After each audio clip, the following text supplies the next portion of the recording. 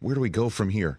How about this? That the conversation has been, certainly from somebody who's been sitting in this chair for almost 10 years while working together on NFL Network, Stacey, that we have heard over and over again, like, why aren't you talking more about the WNBA? Why aren't you talking more about women's basketball? And over the last few years, with the advent of some really intense action in the women's Final Four and the tournament, and Caitlin Clark was part of that, and she never won it all, which was part of her journey, and just her overall excellence, along with others who are also excellent, that there's now more eyeballs, and it feels like the conversation is assigning credit for whom the eyeballs are there, and that there does appear to be some sort of veteran presence that's been there waiting for the eyeballs to arrive, and feels a little bit, I guess,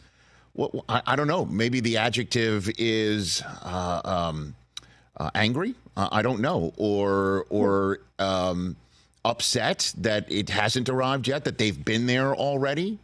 And every adjective you use is infused with associating it with a woman, and how that needs to be treaded lightly as well.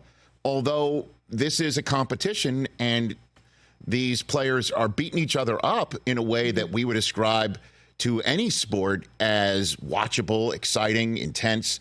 So I kind of hand it off to you to say, make heads or tails of this, Stacey. Where do I start with this? I did play in the league. You know what a bandwagon is, Rich. A bunch of people have jumped on it, and I have no problem with that. And I have no problem with opinion. But I think the adjective that I have come up with, because I've heard that word you used, anger, I've heard jealousy. Is there this underlying jealousy from some of these veteran players, those that no longer play, those that are in the Hall of Fame? For me, it's maybe there's a level of resentment. And that's a word I think we can all take in our own lives. We hold resentment against people because maybe they've gotten something or they've done something against us, whatever it may be. I think there may be a little touch of that when it comes to, as we heard introing this segment, Angel Reese talk about, and I wrote the quote down, she said, a lot of us have done so much for this game. There are many other players in this league that have deserved this for a long time. That's the part that got clipped on social media and Twitter, X, whatever you call it.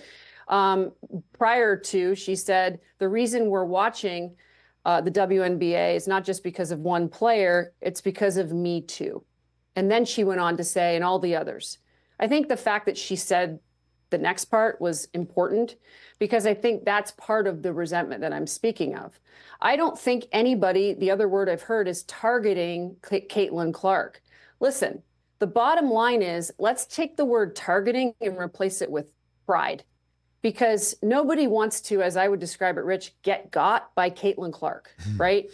She is deserving of everything that she has achieved. She shoots a deep ball like she's in quicksand. Like she's that far back and it looks that hard. And then it just comes out of her hands so quickly. I would argue she's a better passer than she is a shooter. Yep. I mean, she's out there doling out assists right now, Rich, at a clip of, I think, 4th in the WNBA. With 6 assists per game. But if you go and look at scoring and all of the players in this league, I mean, Asia Wilson right now in Las Vegas, and this is where some of the other players may have something to say about it. She's averaging basically 27 and 13, and she's got a couple belts under her name. Like, that is what I think people are referring to, or maybe some jealousy that some of these other players aren't getting the acclaim and a $28 million shoe deal that Caitlin Clark is. But regardless of that, I could go back years prior and say, I put Lisa Leslie in the game right now. She will be the most dominant center in the league. Like, that's how good she was. And I played against her. So you take that resentment part, put it aside. I think this thing will plateau, and I think it will even itself out. But I don't believe people are, putting a bounty out on Caitlin Clark. I watched the game this past weekend that sort of created all this upheaval with the Sky and the Fever in Indiana. They got their first home win. I watched the game. I saw the jawing that went back and forth between Kennedy Carter, who, by the way, Rich, didn't play in the league last year. She's trying right now to really go for a second chance in the WNBA. She had to play overseas. She had a brilliant, I would say, all WNBA rookie team in Atlanta after being drafted out of Texas A&M. I think it was 4th overall. She's trying to have a resurgence. She's a 6th player. She's coming off the bench for the Hall of Famer, Teresa Weatherspoon, who I played against. And she is trying to find her moment. So she goes for a game high 19, right? Pretty good game. Makes a good bucket, look pretty good, pretty solid, smooth. And then she bows up, chest out. I'm gonna say something right now. I think the emotions got the best of her. It was a very isolated moment. And away from the play foul, it was called, as we see it here. And subsequently, later on, they upgrade it to a flagrant 1. So flagrant 1 is unnecessary contact against the opposition, 2 shots plus the ball.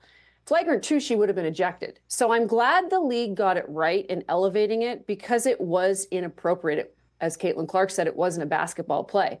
To me, it was an isolated incident. That isn't what we're seeing. In fact, what we're seeing with Caitlin Clark right now in the league, Rich, as I've watched games, and I'm really fascinated and I love watching it, is she's being defended as a rookie in ways that maybe we haven't seen so much.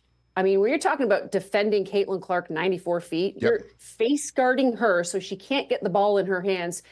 Pick and rolls, it's an automatic blitz. Like, they're doing things to her defensively. What is that? It's respect. There's so much respect for her talent.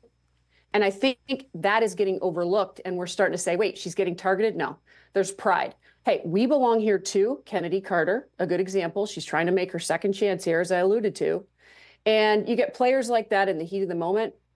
Mistake, boom, we're in an uproar on the outside because have we never seen this in the WNBA? Trust me, we've seen plenty of this in the WNBA for 27 years in its existence. Catch the Rich Eisen Show every single day on the Roku channel, 12 to 3 Eastern, for free.